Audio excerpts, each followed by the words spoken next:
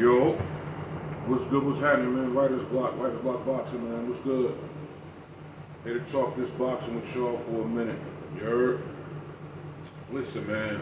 I'm gonna give y'all my thoughts and my opinion on this Keith Thurman Sebastian fundora fight tonight, man. It's gonna be a really good fight.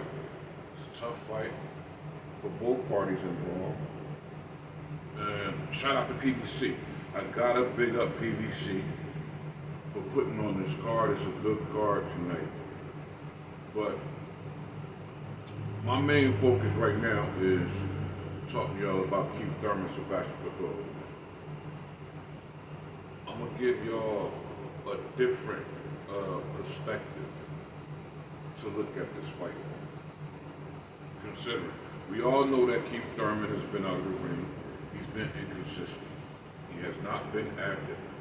Sebastian fundora has been active. He is the current reigning and defending 154-pound champion. He is the best 154-pound champion in the world because Sebastian fundora, he's an anomaly.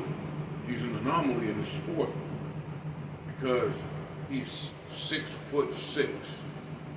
He's rangy, he's tall, he's now gotten better at working behind his jab so he can keep Keith Thurman at the end of the stick. And Keith Thurman can have a real big problem trying to get inside, because that's what he's going to have to do to get inside. He's going to have to break Sebastian fundora's body down. And, you know, you're going to have to break Sebastian down. You're going to have to break him down. Make Sebastian shrink to his size to where he can get his shit on. And the way he does this is attack the body. Attack the body constantly with vicious, ferocious body shots, like Mike Tyson used to do. You know what I'm saying? And this fight is kind of like a David versus Goliath, man. To be real, that's what this is. A David versus Goliath, man. You know what I mean? Now, will Keith Thurman's hook be the equivalent of David's slingshot? We shall see. We're gonna have to see. But I see that a lot of people aren't giving Keith Thurman a shot at this fight, man. And I'm gonna say so myself. I've also said, you know, that I don't think Keith Thurman has a shot at this fight. But after careful consideration and going back and looking at Keith Thurman, you know what I mean, over the years, his career, up until this point, and taking into account the reason why he was inactive and out of the ring for so long at those pivotal points in his career. You know, it was injuries, which left a lot of questions on the table for Keith Thurman. But let's not forget, man, Keith Thurman was one of the baddest motherfuckers out there, man. Like, he was him. Keith Thurman was him, man. Can't take that from him. That's why he had that name one time, man. Keith Thurman hit you one time with that pow, hit you with that hook. I mean, he gonna fold you, lawn chair style. You know what I mean? Straight up recline your ass. You dig? And he came back. Keith Thurman had a comeback fight. He fought Brock Jarvis. He went over there to Aussie land, over there in Australia. And man, I gotta say, bro, Keith Thurman looked good, man. He looked like the old Keith, man. He really did. You know what I'm saying? He still has his power. I mean, he still has his legs about him. He still got his smarts. That's the one thing that you gotta understand. Keith Thurman is a smart fighter, man. His IQ, his intellect, man. Not just outside the ring when he be talking. sounding all elegant and shit. But when he get in the ring, that shit translates, man. His IQ, his intelligence translates in that ring. So we gotta know. Keep coming in that ring. He know what he gotta do. And I was looking at Keith Thurman train. I was looking at some of his training videos, man.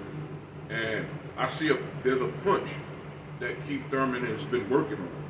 It's a punch he's been working on. And I've seen Sebastian fundora get hit with that same damn punch. And he got stopped, he got dropped. And he got hit with that same punch when he fought Tim Tszyu. But Tim Tszyu didn't have the power. He didn't have the pop on that shot the way that Keith Thurman got. You know what I'm saying? So this is why I say, like now, after looking back, that I give Keith Thurman a shot, man. Like I believe one time can be one time again. I believe that. Because we gotta understand too. While Sebastian fundora, the Tower in Inferno, is 6'6", he likes to fight on the inside, and he uses his jab, but let's not forget, it's times in the fight when Sebastian fundora is fighting, sometimes he can get a little bit complacent and become defensively irresponsible and take some shots that he shouldn't be taking, that he should not get hit with. And he's fighting Keith one-time Thurman. He can't afford to make no mistake. No mistake. He has to be defensively responsible the entire fucking fight. Because Keith does have an equalizer.